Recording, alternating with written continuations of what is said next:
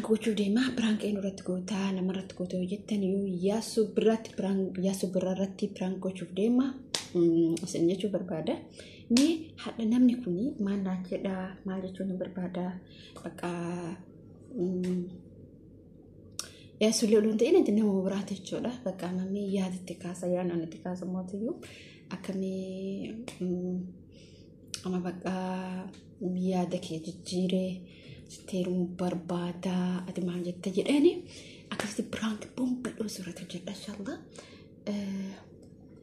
asin jiru barbaada toto fi kabajamtoota kiyya assalamu alaykum wa rahmatullahi wa barakatuh jirtu akkam nagaa keessan bayaa keessan isin jaarra prank bom gochuu deemna video kana like share subscribe gochuu hin dagatana isin jechuu barbaada hordoftoota kabajamtoota kiyya eenyurat prank gootii yoo kan jettan taate yaasu birraa ijoolleen biyya keessaa yaasu biraatu jira oosheetu jira mooktaartu jira isin jechuu barbaada mee walumaan bilbillee ilaallaa video kenna hamma dhumaatti nufaana tura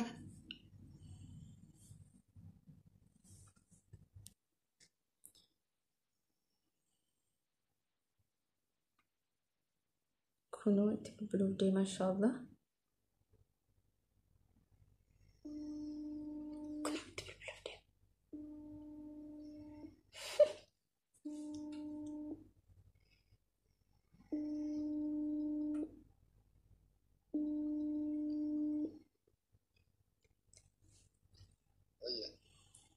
الو السلام عليكم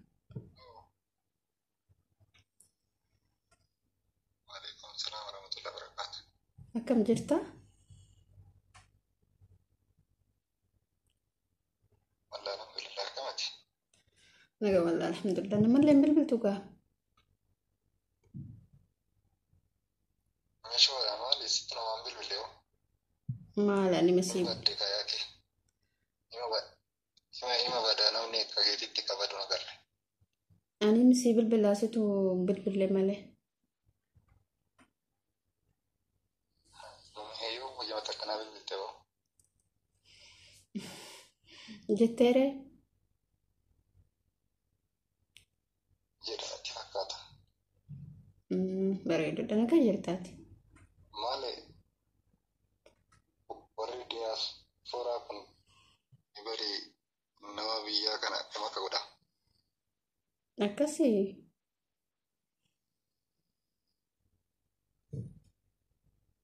نتي نتكاتك لك سنة في ميتي دوغا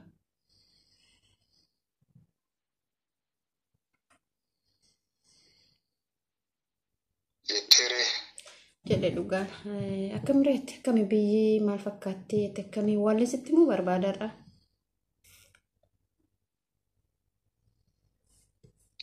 jedhame yoo siin jedhe way hin beekun akka jedhe sitti himu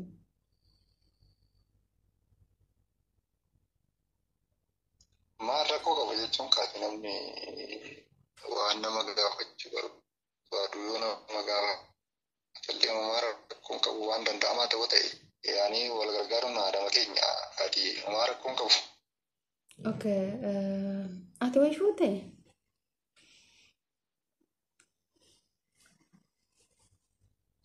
fuuni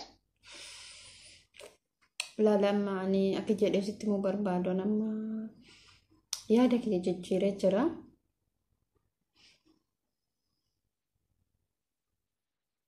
ayye anaaf ati duraa waa waliin waasuuf namiti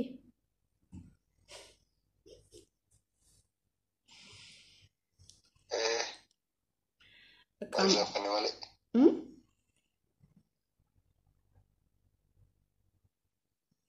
wal raafanne malee lama ammattaani amma ani yaada kee jijjiiree jira ati akkam jetta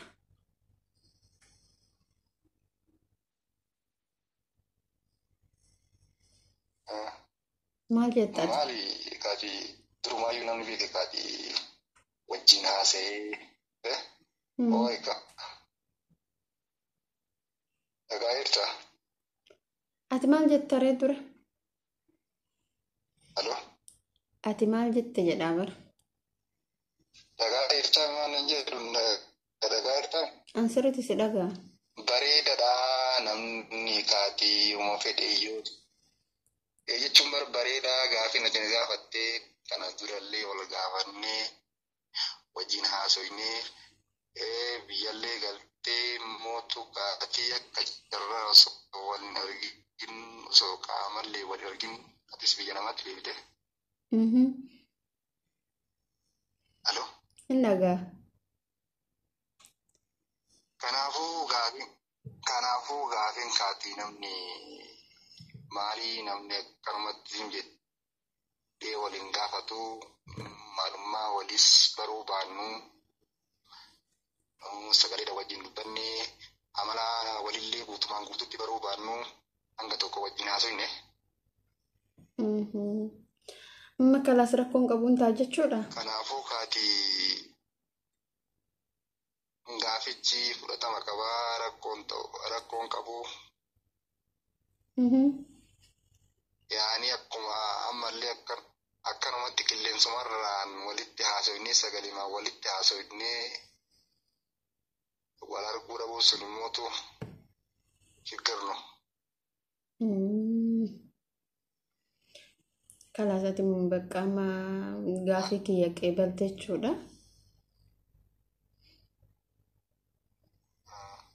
Okay, mashallah.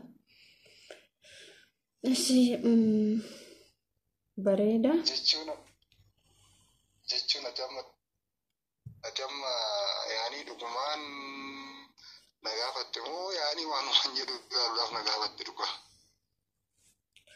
Maaliif dhugaan sin gaafanne ma? Dhugaan si gaafatte. Namni yeroo ammaa kana kallattiin akkatti ibaadeffatti kallattii kana akkatti waan jiruu fi waan barbaachisu guutuu wal gaafachuun iftoominaan barbaachisaadhallee gaariidhallee. Jedhetu maali? Ala. Ni turkiin hin ciccitaa. Kanaafuu ati inshallah kayriidha maal namni uma fedhee ku. Inshallah kayrima. Bakka si deebisaa ishee.